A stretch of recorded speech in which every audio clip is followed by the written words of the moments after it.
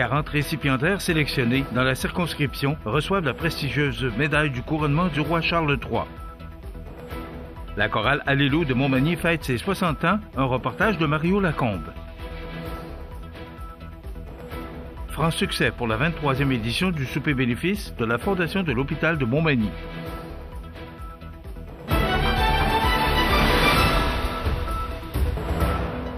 Lundi 17 mars 2025, jour de la fête de la Saint-Patrick, donc bonne fête à tous les Irlandais qui regardent notre émission. Bonjour mesdames et messieurs et bon début de semaine. C'est le dimanche 16 mars qu'avait lieu la remise de la prestigieuse médaille du couronnement du roi Charles III au Centre Bombardier de la Pocatière, en raison de l'engagement et de la contribution exemplaire de personnalités envers leur communauté qui ont été reconnus comme étant dignes de cet honneur. Ce sont 40 récipiendaires sélectionnés dans la circonscription Montmagny, Lillet, Kamouraska, Rivière-du-Loup qui ont reçu cet honneur remis par le député Bernard Généreux, dont votre humble serviteur. Gérald Beaulieu était sur place. Écoutons son reportage. La TV a recueilli de brefs témoignages et commentaires de quelques récipiendaires de la distinction honorifique. Depuis 5 ans, je suis médecin de famille, puis j'ai été heureux de faire ce travail-là. L'ensemble des gens qui étaient ici étaient des gens qui se sont dévoués pour que notre société puisse grandir. C'est un honneur que ça me fait un plaisir de recevoir. Je veux remercier M. Généreux d'avoir pensé à moi. Sans eux, je n'aurais pu jamais recevoir une telle distinction. Je remercie ma famille, je remercie les employés, les administrateurs et tous les gens qui m'ont entouré tout au long de ma carrière. Je suis vraiment fier de recevoir cette décoration-là aujourd'hui. Donc, c'est quelque chose qui va bien conclure ma carrière dans le milieu municipal. Aujourd'hui, je suis très honorée de la recevoir pour tout le travail qui a été fait avec mon organisation. Je le prends personnellement, mais je le donne aussi à mon organisation. C'est un grand honneur. Je suis fière de partager avec tout le monde. Je suis très heureux, très fier de recevoir cette reconnaissance. En plus, c'est qu'on est 40 récipiendaires, donc des gens dans tous les secteurs d'activité qui ont reçu un tel hommage. Donc, merci aux députés, puis merci à tous les gens qui contribuent au bien-être de notre communauté. Ces personnalités sont une source d'inspiration au quotidien. Gérald Beaulieu pour CMA TV. Une conférence de presse de la troupe Alléluia, troupe chorale de Montmagny, annonçait jeudi dernier des concerts en chœur depuis 60 ans, les 7 et 8 juin prochains, sous la présidence d'honneur de Mathieu Rivet, député de Côte-du-Sud. Mario Lacombe y assistait, et voici son reportage.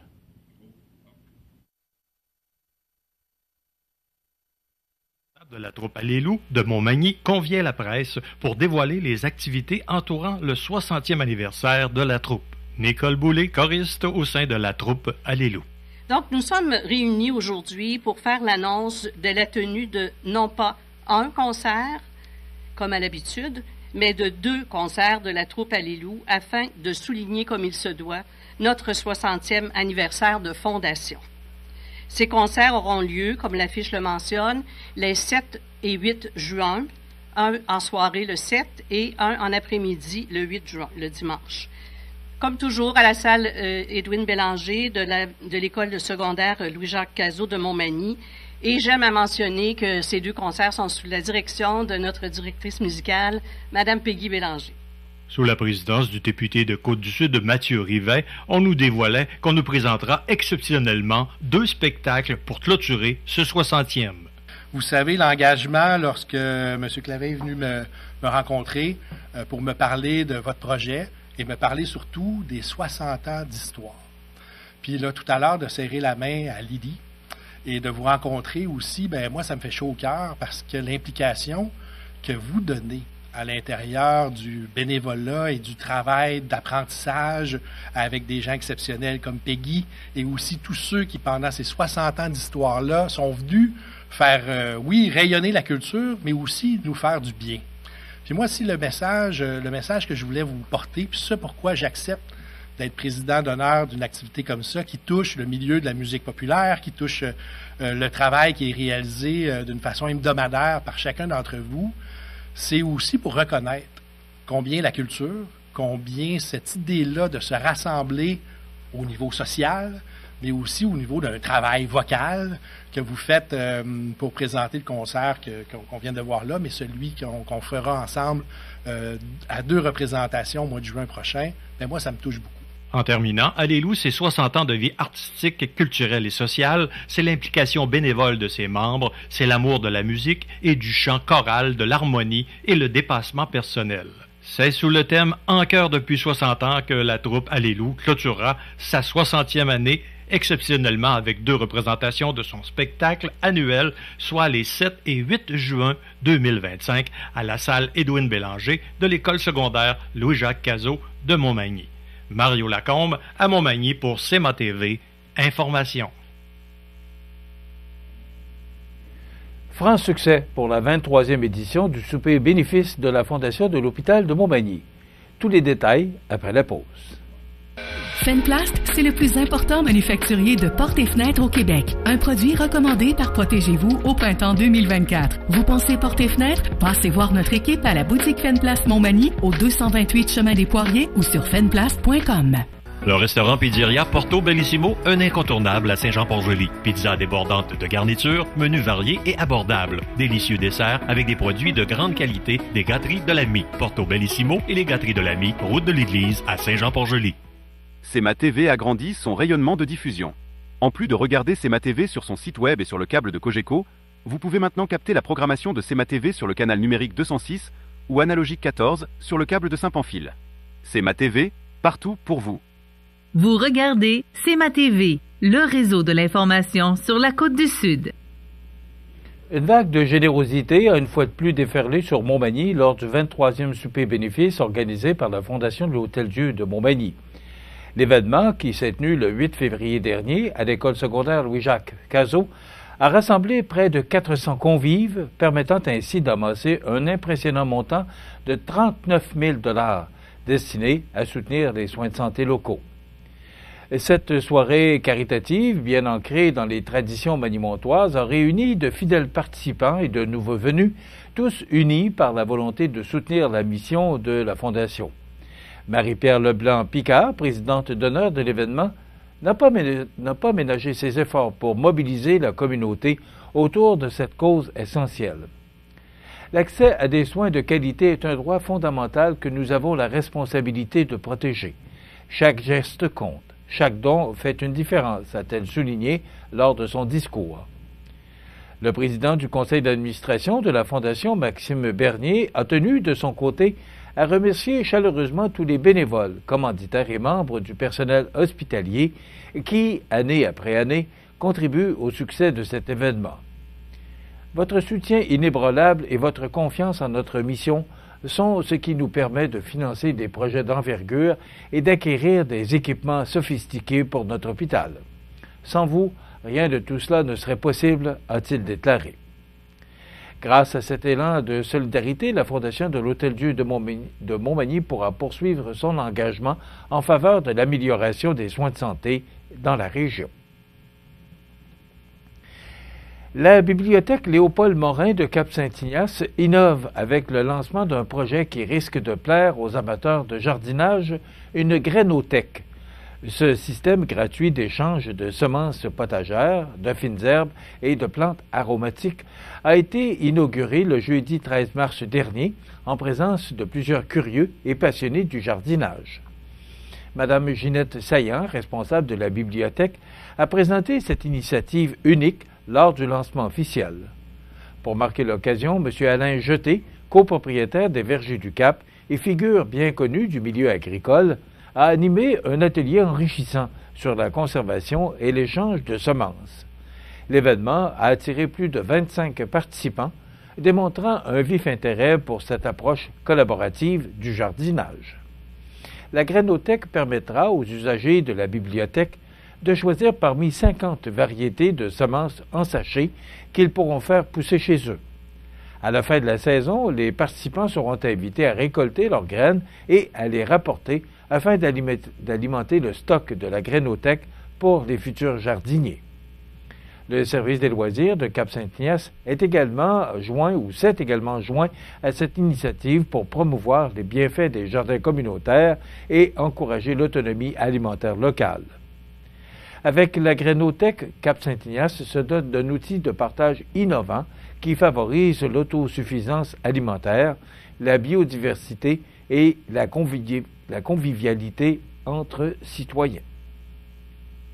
Les sports, présentés par Groupe Corriveau, entrepreneurs électriciens et plomberie, un appel, 4 services. Groupe Corriveau à Montmagny, 418-248-8992, votre solution. Vous avez des projets de construction ou de rénovation? Pensez Groupe Corriveau, entrepreneurs électriciens et plomberie. Un appel, 4 services, 418-248-8992, Groupe Corriveau à Montmagny ou groupecorriveau.com. La solution pour du travail bien fait.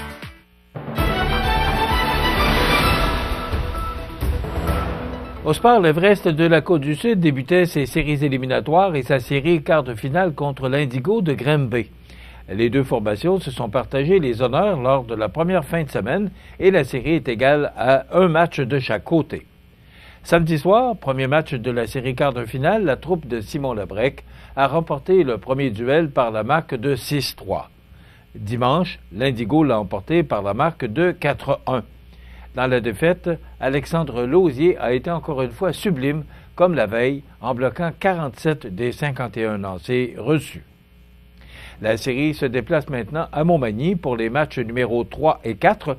Le tout se poursuit mercredi à 19h et vendredi, le 21 mars, à 19h45, les deux joutes étant disputées cette fois à l'Aréna de Montmagny. Du côté du Caron Industrie, l'équipe manimontoise a créé l'égalité 2-2 dans la série demi-finale face à l'Expert de Saint-Romuald en remportant la victoire 3-2 devant plus de 469 spectateurs présents à l'Aréna de Montmagny samedi soir. Prochain match, vendredi soir 19h10 au complexe 2 Glaces Onco pour le match numéro 5 et de retour à la maison samedi soir 20h30 pour le match numéro 6. Voilà ce qui complète votre bulletin d'actualité de ce lundi 17 mars. Dans un moment, les prévisions de la météo et l'état des routes. Voilà, c'est tout pour l'instant. Bonne journée et bon début de semaine, mesdames et messieurs. Pour rejoindre la salle de nouvelles de CMA-TV, nouvelles au pluriel @cmatv.ca ou encore 418-241-1313, poste 226. La météo, une présentation du restaurant à la Rive, un incontournable à Montmagny. Le restaurant à la Rive, un incontournable à Montmagny. C'est la place pour déguster un délicieux repas dans notre magnifique salle à manger ou sur le pouce à notre casse-croûte. Rue Saint-Louis ou par livraison, le restaurant à la Rive ou restaurantàlarive.com.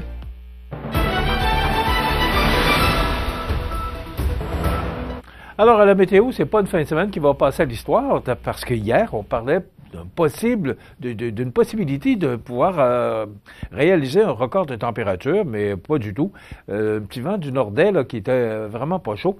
Là, actuellement, il y a une masse nuageuse là, et on a connu des précipitations sous forme de pluie au cours de la nuit dernière. Et vous voyez là, cet important système qui va passer quand même rapidement. Et là, les températures vont jouer un peu comme ça. Alors là, c'est doux, ça va se refroidir, ça va redevenir doux. Alors, c'est ce que ça résume les prévisions de la météo pour les prochains jours. D'abord, pour aujourd'hui, là, c'est de la pluie intermittente qui se change en faible neige au cours de l'après-midi. Des vents du sud-ouest à 20 km/h avec des rafales à 40 qui deviendront légers au cours de l'avant-midi. Température à la baisse pour atteindre +1 en après-midi. Ce soir, la nuit prochaine, faible neige qui cesse vers minuit, nuageux par la suite, des vents du nord-est de 20 km/h qui deviendront légers au cours de la nuit, minimum de -5. Avec le vent, on pourrait ressentir -9 au cours de la nuit. Demain mardi, dégagement en avant-midi, vent jusqu'à 15 km/h, maximum de +1. Avec le vent, on pourrait ressentir jusqu'à -7. Pour mercredi, c'est le retour du beau temps avec un maximum doux de 5 degrés. Jeudi, alternance de soleil et de nuages, on parle de 11 degrés pour jeudi. Pour vendredi, pour l'arrivée du printemps, pluie intermittente ou neige avec un maximum de 1 degré. Les normales de saison, ce temps-ci de l'année, sont de 1 le jour, -10 la nuit. Le soleil s'est levé à 6h52 et il se couchera à 18h50 ou 7h-10 ce soir. Il fait actuellement 6 degrés à l'extérieur des studios de CMA-TV, les vents qui soufflent de direction sud-ouest à 18 km/h. L'humidité est à 98 % et la pression barométrique est à 100,8 kPa. Alors, c'est du temps qui va se refroidir au cours de la journée et ça va se radoucir au milieu de la semaine. Donc, ce sont les prévisions là, pour cette semaine du 17 mars. Maintenant, pour le menu de cette émission, dans un moment, on vous présente en rediffusion le maire de la Pocatière, Vincent Bérubé. Mais d'abord, on aura pour vous la chronique Cultiver sa santé mentale en compagnie de Mélissa Boilard, qui est directrice de l'organisme Le Trait d'Union. On va parler d'actualité, bien sûr. Alors, c'est le menu pour cette première émission de la semaine. Je vous souhaite donc une excellente émission à notre antenne.